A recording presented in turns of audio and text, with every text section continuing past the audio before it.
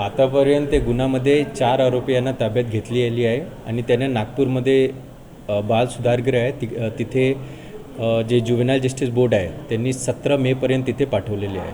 आतापर्यंत माहितीनुसार जे उद्देश आहे ते सेक्शुअल ॲक्टिव्हिटीचे उद्देश होते आणि त्याच्या दरम्यान काहीतरी भांडण झाले त्याच्यामध्ये आणि ते जे ज्युव्हेनाइल आहे त्यांनी ते कृत्य केले.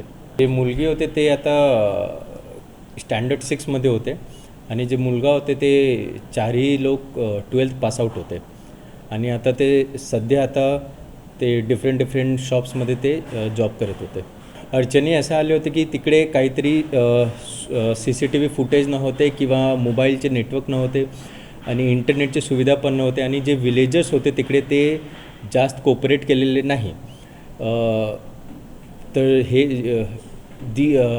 हे सगळे अडचण आले होते. तरी आमचे 40 लोक यामध्ये दिवस रात्री काम केले आणि 6 टीम तयार केले होते आणि ते सगळे टीम एकमेव सोबत कोऑपरेट करून आणि कोऑर्डिनेट करून ते गुन्हा उघड केले आहे.